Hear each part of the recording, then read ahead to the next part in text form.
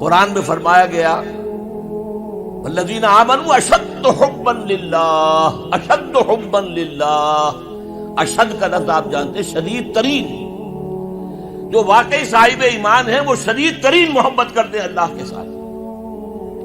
اور رسول نے اپنے بارے میں فرما دیا بہت خوبصورتی سے، لا یؤمن احدکم حتی اکون احب الیہ من والدہ وولدہ والناس اجمعین، تم میں سے کوئی شخص مومن نہیں ہو سکتا جب تک کہ میں اسے اس کے باپ سے، اس کے بیٹے سے اور تمام انسانوں سے زیادہ محبوب نہ ہو جاؤں۔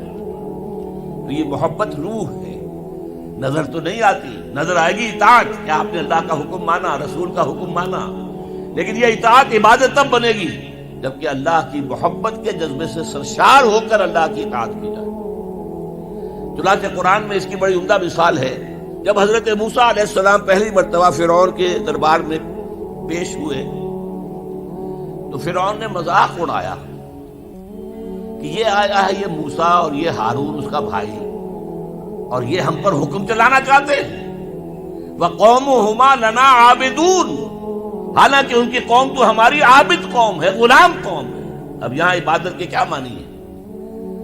بنی اسرائیل پوجتے نہیں تھے، وہ بادشاہ کی پرستش نہیں کرتے تھے، لیکن بادشاہ کی اطاعت کرنے پر مجبور تھے، اطاعت کرتے تھے۔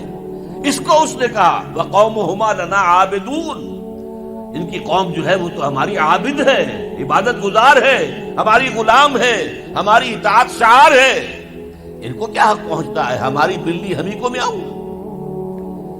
اچھا کوئی شخص کہہ دے کہ یہ تو فرعون کا لفظ ہے، آپ اسے دلیل کے طور پر لے آئے، اللہ کا لفظ تو نہیں ہے یہ، تو وہ بھی سن لیجئے۔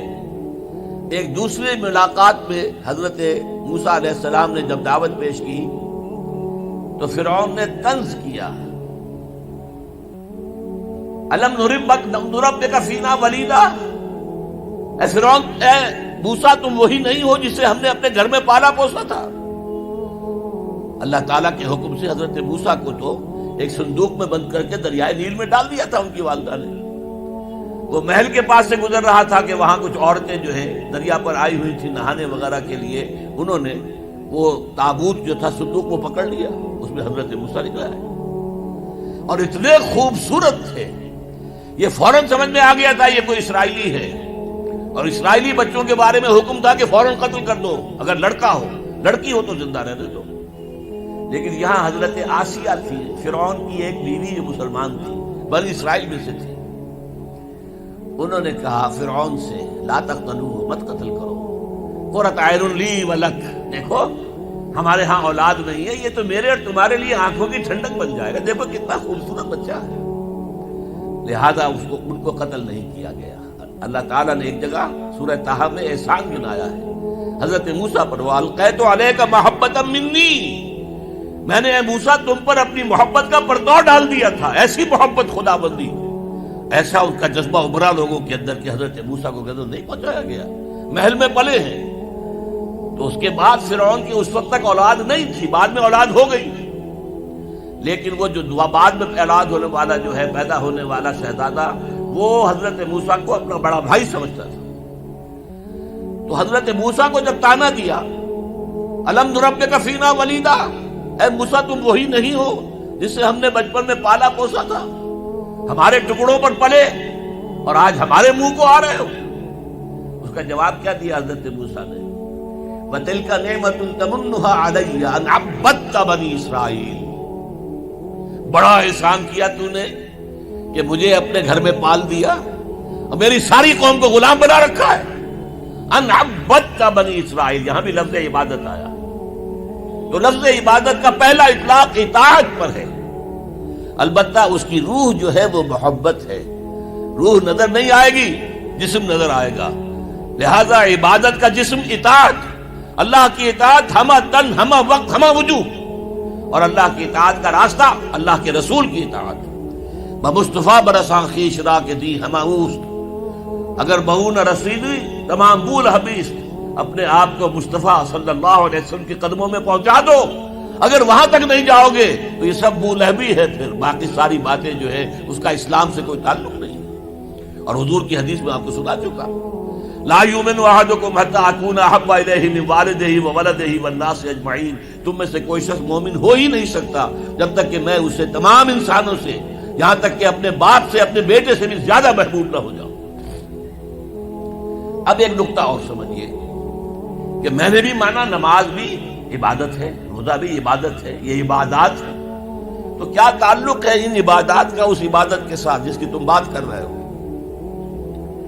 دیکھیے، یہ کوئی تمبو کہیں لگا ہوا ہوتا ہے، شامیانہ ہے، تو چار اس کی طرف جو ہے وہ کھڑے ہوتے ہیں بانس، ان کے اوپر وہ شامیانہ تنا ہوا ہے۔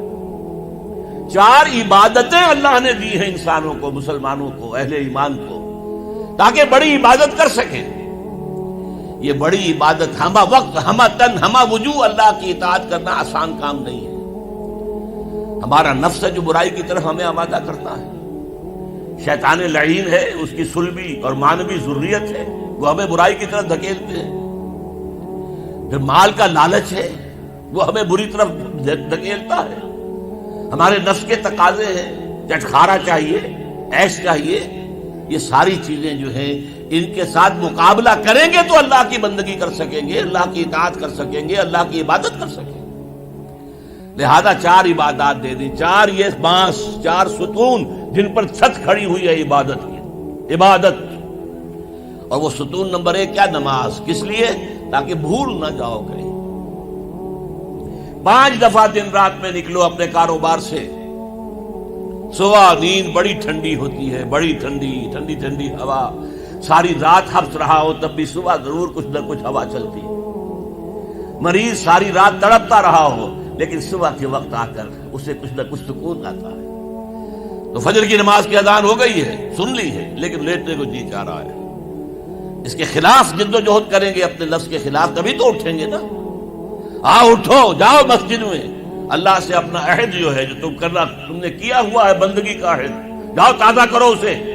4 رکعتوں میں 4 دفعہ کہو ایاک نعبد و ایاک نستعین، اے اللہ ہم تیری ہی بندگی کرتے ہیں، تجھ ہی سے مدد مانگتے ہیں۔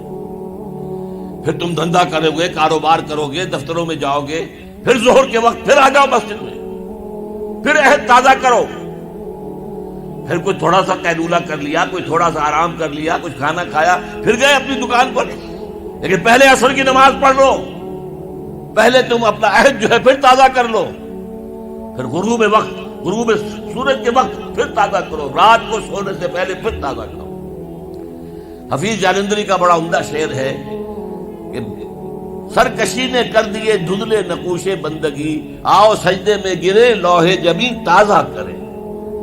یہ ہماری یہ سلیٹ ہے، لوح تختی ہے، اس پر لکھا ہوا کہ ہم اللہ کے بندے ہیں، لیکن سرکشی جو اندر سے آ رہی ہے نفس کی، اس نے اس لوح کے اوپر جو لکھا ہوا ہے ہم اللہ کے بندے ہیں، اسے دھندلا کر دیا ہے۔ آؤ سجدے میں گریں، زمین پر اپنی اس پیشانی کو رگڑیں تاکہ وہ جو نقش ہے بندگی کا وہ تازہ ہو جائے۔ سرکشی نے کر دیے دھندلے نقوش بندگی، آؤ سجدے میں گریں لوح جبین تازہ۔